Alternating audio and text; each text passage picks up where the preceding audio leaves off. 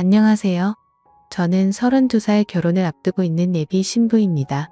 제 신랑은 평범한 회사원으로서 누구보다 성실하게 근무하고 있어요. 신랑은 저희 오빠가 운영하는 식당 단골 손님이었는데 휠체어를 끌며 카운터를 보시던 아버지는 예비 신랑의 바른 인성을 알아봤고 저와 만남을 권유하셨습니다. 단 한 번 남자 한 번 만나보지 못했던 제가 답답했는지 아빠가 나서주고 나서야 저는 처음으로 남자와 연애라는 것을 해보았네요. 초등학교 5학년이 된 남동생은 벌써부터 얼마나 조숙한지 항상 누나 때문에 걱정이라고 아빠며 형이며 쌈 싸먹을 기세예요. 제 소중한 가족은 아빠로부터 비롯되었고 돌이켜보면 아빠와 저는 말로는 다 못다할 사연을 안고 있습니다. 이제부터 아빠와 저의 긴 이야기를 하고자 합니다. 저희 엄마는 젊을 적 빼어난 외모 덕분인지 재력 있는 아빠와 결혼해서 손에 물 하나 안 묻히고 사모님 소리 들어가며 사셨습니다. 저 역시 부모님 덕분에 4살 더 오래 오빠와 함께 부족한 것 없이 유복한 환경에서 자랐어요. 하지만 안타깝게도 저희 오빠 15살 저 14살 때 아빠는 병으로 세상을 떠나셨고 엄마는 저의 남매를 외로이 4년간 홀로 키우시다 엄마 밑에서 일하고 있던 어느 한 남자를 만나 불같은 사랑에 빠져 결혼하셨습니다. 얘들아 인사해. 앞으로 너희 아빠가 되실 분이야. 앞으로 아빠랑 잘 지냈으면 좋겠다라고 하시는데 저 오빠는 새아빠의 모습을 보고 한동안 정신이 멍해졌네요. 아직도 그 남자 아니 새아빠의 첫 만남을 잊을 수가 없습니다. 엄마와 7살 연하였던 무척이나 앳돼 보였던 새아빠 엄마는 아빠의 회사를 이어받아 경영에 참여하셨는데 새아빠는 신입 직원으로 들어와 엄마와 연이 닿았다고 합니다. 엄마가 재혼 당시에 35살이었는데 새아빠는 대학을 졸업해서 사회에 발 들여놓은 지 얼마 안 되는 28살에 불과할 때요. 두 사람의 결혼이 알려지자 양가 부모님들은 격한 말들을 쏟아내었고 생각보다 더 반대가 거셌습니다. 애들 딸인 늙은 과부랑 결혼한다고 난리였고 새파랗게 어린 남자한테 재산 뺏긴다며 정신 차리라며 난리였답니다. 제 친오빠 역시 필사적으로 결혼을 반대하며 드러눕고 생떼를 썼습니다. 친아빠와 정이 각별했던 오빠는 엄마의 재혼을 인정할 수 없었던 것 같아요. 그렇지만 엄마와 새아빠는 모든 반대를 부릅쓰고 결국 결혼해버렸고 저희는 한 집에서 살게 되어버렸습니다. 당시 중학교 3학년이었던 오빠는 충격이 심했는지 점차 반항의 강도가 세졌고 어렸던 제게 늘상 이렇게 말하곤 했어요. 너 절대로 그 남자한테 아빠라고 부르지 마. 할머니도 그 남자 우리 엄마 돈 노리고 결혼한 거라고 했어. 어떻게 해서든지 그 남자를 우리 집에서 쫓아버려야 해라며 심신당부하듯 빌려두었고 그 덕분에 처음부터 저는 오빠의 반항에 덩달아 합류하게 되었습니다. 그러나 절대로 호락호락한 새아빠가 아니었네요. 저희 남매는 일부러 언니가 집안에 풍파를 일으켰고 기어코 엄마의 맘에 고의적으로 상처를 내었습니다. 급기야 오빠는 늘 친구들이랑만 몰려다니며 나쁜 짓을 일삼아 경찰서도 드나들었습니다. 엄마와 새아빠는 이에 마음 아파하며 오빠에게 관심을 기울였지만 돌아오는 건 배은망덕이었네요. 어느 날 오빠가 집안에 있던 값비싼 물건들을 몽땅 털어 흔적도 없이 사라진 겁니다. 참 이걸 신고를 할 수도 없고 엄마는 그래도 아들이라고 오빠를 걱정하며 찾아 헤맸고 새아빠 역시 백방으로 돌아다녔습니다. 아빠가 이렇게 나으니 주변 새아빠의 어머니는 저희 엄마를 몰아세우며 소매 걷어붙이시고는 아니 어디서 그런 자식같이 않은 것을 달고 시집아 멀쩡한 사람 인생을 망치려 들어 더 이상 우리 아들 신세 망치는 꼴 못 보겠으니 아들과 절연을 하던지 아니면 이 남편과 이혼을 하던지 택해가며 선택을 종용하셨습니다. 그렇지만 아빠는 꿋꿋하게 그런 친인척들에게 철저하게 가족 일에 상관하지 말라고 했고 오빠를 끝까지 포기하지 않으며 저희 가족 곁에서 머무셨네요. 엄마가 그런 아빠에게 제일 고마워했지만 엄마는 그런 오빠로 인해 괴로워하며 결국 쇠약해져가 몸져눕는 날이 많아졌습니다. 엄마까지 무너지자 새아빠는 회사 일이며 집안일이며 엄마 간 후까지 자신조차 돌볼 틈 없이 바빴고 그래도 가족들을 위해 안간힘을 썼습니다. 학교에서 친구들은 젊은 새아빠에게 이상한 시선으로 수근거릴 적이 많았지만 절 신경 써주는 아빠의 모습에 내심 싫지는 않았네요. 그러던 어느 날 엄마가 큰 병이 도져 돌아가시게 되었습니다. 엄마는 돌아가시면서까지 아픈 손가락이었던 오빠를 그리워했지만 끝내는 도망간 오빠를 찾지 못한 채 세상을 등지시고 말았습니다. 아빠가 먼저 떠나고 그 다음에 오빠 마지막으로 엄마까지 하나둘씩 가족들이 제 곁을 떠나가니 저는 도저히 살아갈 자신이 없더군요. 그때 새아빠가 엄마의 묘 앞에서 제 손을 꼭 잡아주셨습니다. 진짜 아빠처럼 어른스럽게 엄마를 잃은 저를 진심으로 위로해 주었습니다. 그렇지만 새아빠 역시 어둠이 온 세상을 가려버릴 적 엄마 앞에서 괴로움을 토로하며 통곡을 하던 모습이 떠오르네요. 세상에 태어나서 남자 어른이 그렇게 서글프게 우는 모습은 처음이었습니다. 그렇게 엄마를 떠나보낸 슬픔도 잠시 곧 현실로 돌아온 당시 중학교 입학을 앞둔 저는 훗날의 거취를 정해야만 했습니다. 엄마를 떠나보낸 후 사업은 내리막길을 향했고 급한 대로 엄마 쪽 친척한테 맡겠다가 크게 사기를 당해 저희 집은 그야말로 길거리에 나앉게 생겼었습니다. 친척들은 제게 떨어질 엄마의 유산이 업자 어느 누구도 맡고 싶지 않아 했고 급기야는 보육원 얘기까지 나왔습니다. 아빠는 저를 진짜 취급했던 그들에게 노발대발하며 감정적으로 소리를 질렀습니다. 이 아이는 내 딸이에요. 세상에 아빠가 있는데 우리 딸을 어디다 보내겠어요. 아빠가 딸 키우는 건 당연한 일이니 제 딸아이는 아내의 뜻에 따라 제 손으로 키우겠습니다. 하며 아빠가 저를 맡겠다고 하자 아빠네 가족들은 아빠를 필사적으로 말렸지만 소용없었습니다. 저는 그렇게 일부 아빠와 단둘이 한 집에서 살며 동거를 시작하게 되었네요. 전 오빠처럼 혼자서는 가출할 용기도 없었던 터라 선택의 여지가 없었어요. 아빠와 저는 여기저기서 빌린 돈으로 간신히 방 2개에 탑방을 얻어 살았습니다. 떠나간 빚과 생계를 위해 밤낮 안 가리고 투잡술이자 필사적으로 일한 아빠는 많이 힘들었는지 눈에 보일 적마다 말라가고 안색도 눈에 띄게 안 좋아졌습니다. 그 와중에도 새아빠는 제게 힘들다는 말 찡그린 표정 한번 내비친 적이 없었어요. 늘 제 앞에서는 웃는 얼굴로 출근하기 전 항상 아침을 차려놓았고 저는 아빠 덕분에 학창시절 내내 아침을 걸은 적이 거의 없게 되었습니다.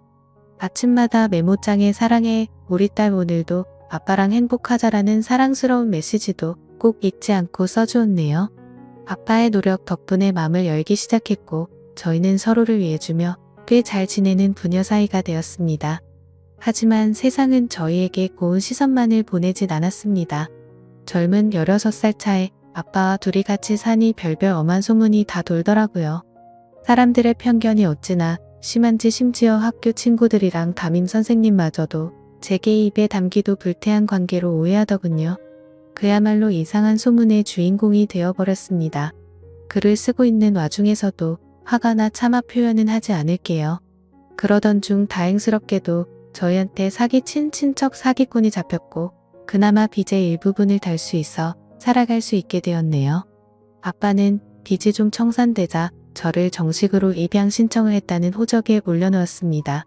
법적인 서류가 참 뭔지 제가 진짜로 아빠의 친딸로서 인정받은 기분이더군요. 덕분에 조금 집안이 안정되자 아빠는 저를 위해 신경을 써줬고 제게 관심을 기울여 주었습니다. 그러다 어떤 여자가 아빠를 향해 사랑의 큐피드를 날리기 시작했는데 바로 제가 다니고 있던 학원 선생님이었어요. 사실 그간 전부 훈남인 아빠에게 대시한 여자가 한둘이 아니었지만 삶이 고단했고 저라는 책임감을 달고 살았던 아빠는 모두 다 거절했던 터였습니다. 하지만 이번에는 좀 달랐어요. 학원 선생님은 아빠에게 끈질기게 대시했고 제게도 협조를 구했습니다. 결국 아빠는 선생님을 받아들였고 엄마와의 결혼과는 다르게 만인의 축복 속에서 환영받는 결혼식을 했네요. 엄마 돌아가신 후 5년 후였고 제 나이 18살 고이였네요. 아빠가 엄마가 아닌 다른 여자랑 결혼을 한다고 생각하니 마음이 답답하고 씁쓸하더라고요. 저는 아빠의 결혼이 결정됐을 적부터 단 하루도 마음 편하게 잔 적이 없었습니다. 하지만 제가 아빠 친딸도 아니고 엄마의 결혼 때처럼 반대할 권리는 없었으니 뜻에 따르는 수밖에 해요. 머지않아 아빠는 선생님과 결혼했고 새엄마가 된 선생님은 얼마 지나지 않아 제 동생을 갖게 되었습니다. 아빠도 자기 핏줄을 갖게 되니 좋았는지 새엄마에게 더할 나위 없는 다정함과 자상함으로 보답하더군요. 저는 이방인이라는 자격지심에 그 모습을 보기가 힘들었습니다. 새엄마 역시 아닌 척했지만 친딸이 아닌 제가 신경 쓰였던지 문득문득 저를 경계하며 질투했고 본격적으로 철폴대하기 시작했습니다. 나 임산부이니 이제부터 네가 집안일 좀 해라. 용돈은 줄일 테니 부족하면 네가 알아서 벌어다. 썩 요즘 10대들도 알바하면서 자기 앞다리는 다 한다더라. 얹혀 사는 주제에 그런 염치 정도는 있어야겠지? 라고 하는데 참 기가 막히고 어이없더군요. 아빠의 마음을 얻으려 할 땐 그렇게 제게 간인의 쓸개며 다 내어줄 것처럼 굴더니 막상 아빠와 이뤄지니 잎싹 씻더라고요. 하지만 굳이 아빠한테 그 여자 만행을 고해바치진 않았어도 여우 같은 구석이 있었던 아빠는 그 여자 속내를 이미 환하게 뚫어보고 있더라고요. 어느 날 밥상머리 앞에서 새엄마에게 통쾌한 사이다를 날렸네요. 뱃속 우리 아가도 나중에 학교 보내면 아르바이트나 시킬까? 요즘 10대들도 알바하면서 다 헛가림한다잖아. 자식도 따지고 보면 나중에 우리 품 떠날 건데 얹혀 사는 게 맞긴 맞지? 라고 댓글을 해주니 새엄마 얼굴이 울큰나 불그락해지며 저를 노려보더라고요. 아빠는 든든한 제 편이 맞았습니다. 제 이방인으로서의 소외감은 아빠가 제 마음을 헤아려주는 것만으로 위로가 되었습니다. 허나 그러던 와중에 운명을 송두리째 바꿔놓는 사건이 터지고 말았어요. 매일 사라졌던 오빠가 장장 몇 년 만에 저희 앞에 모습을 드러낸 겁니다. 20대가 되어버린 오빠의 모습은 참 낯설기만 했어요. 집을 나가 있는 동안 무슨 일이 있었던 건지 온몸에는 상처투성로 휘황찬란한 그림이 그려져 있더군요. 겁을 먹은 저를 보자 건들거리며 제 멱살을 붙잡고 드립다 욕부터 쏟아냈습니다. 나쁜 기집애 돌아가신 엄마 아빠 배신하고 저딴 사람이랑 부대끼며 사니까 좋냐? 이제는 그 부인하고 애까지 있는 마당에 붙어 살고 싶어 하늘에 계신 엄마 아빠 보기 부끄럽지도 않냐? 남의 입에 담지도 못할 험한 욕설을 하며 다짜고짜 손을 올리고 절 아프게 하려고 하자. 새아빠가 오빠를 다급히 말리며 절 지키려고 앞으로 막아서더군요.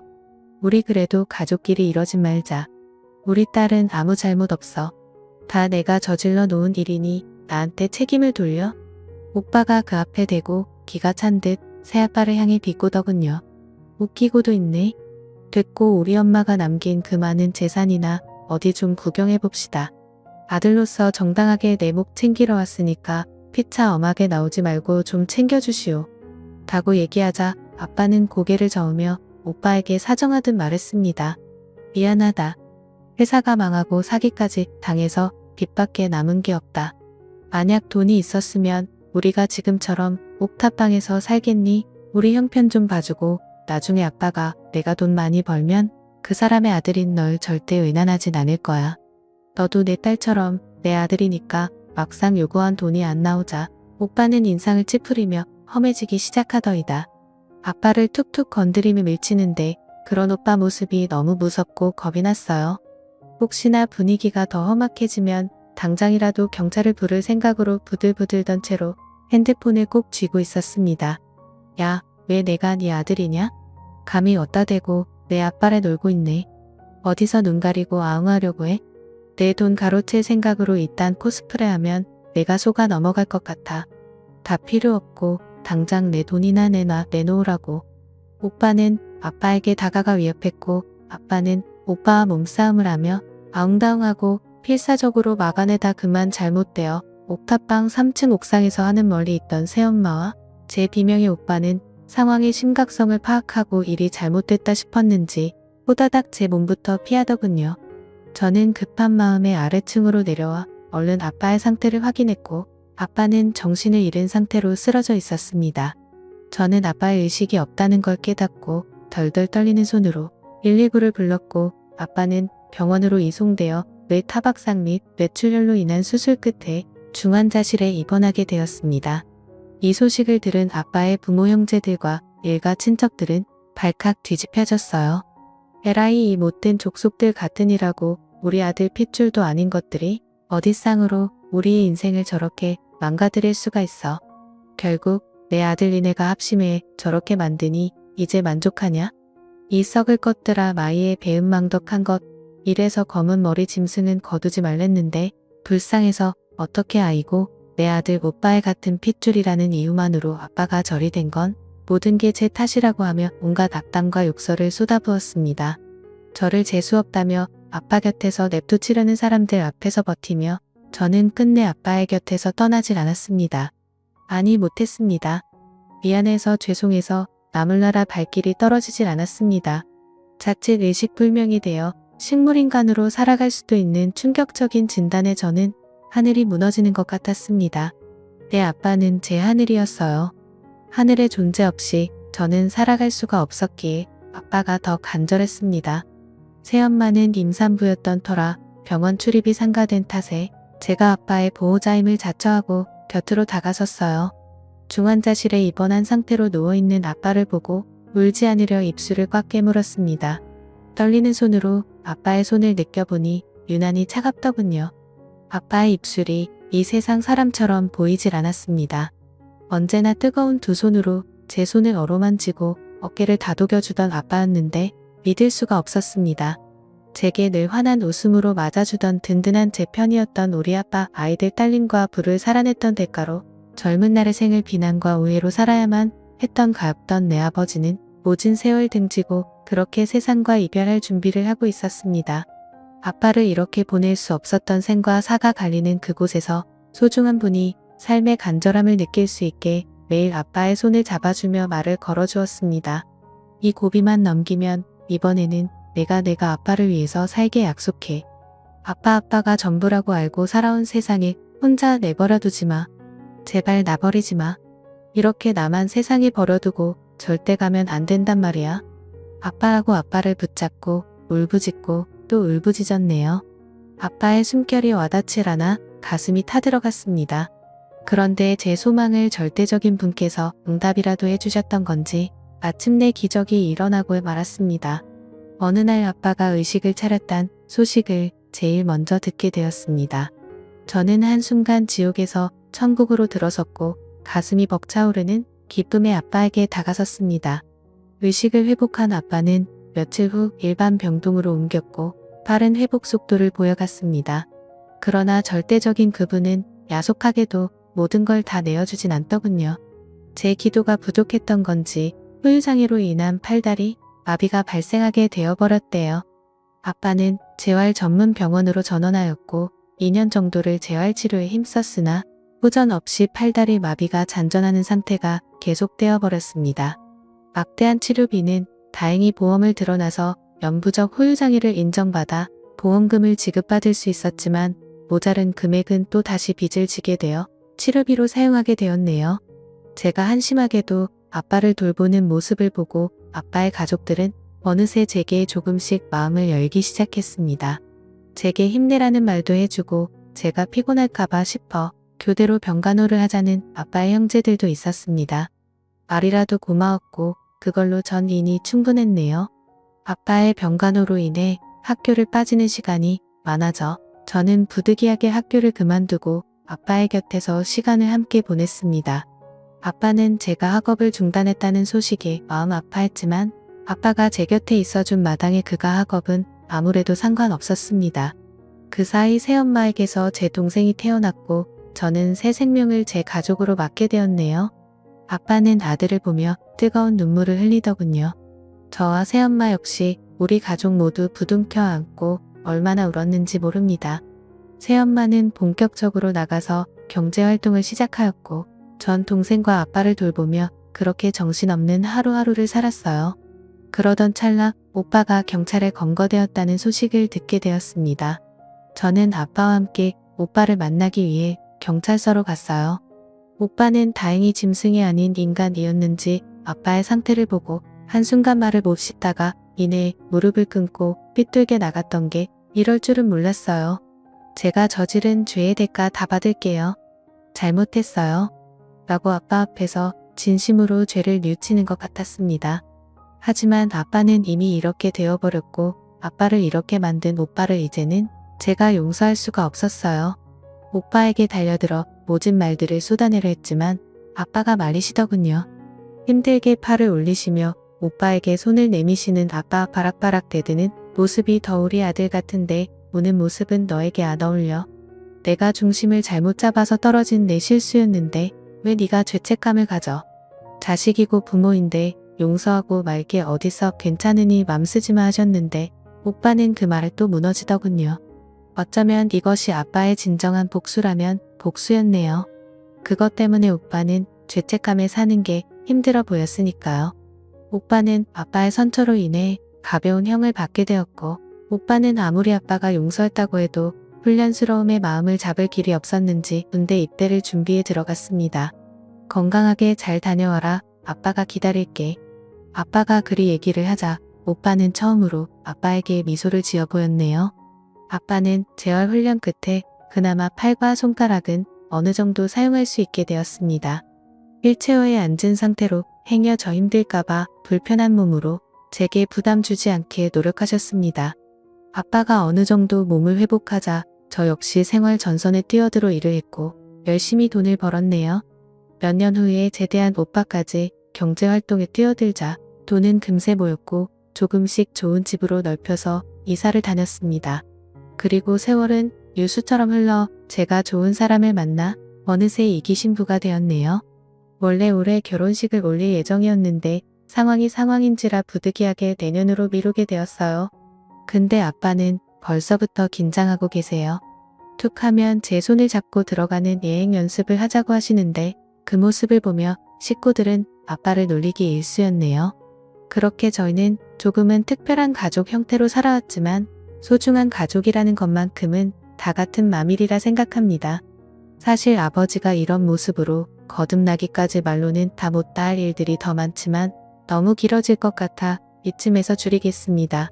어릴 적부터 저를 안아주시고 품어주셨던 우리 아버지 진심으로 사랑합니다.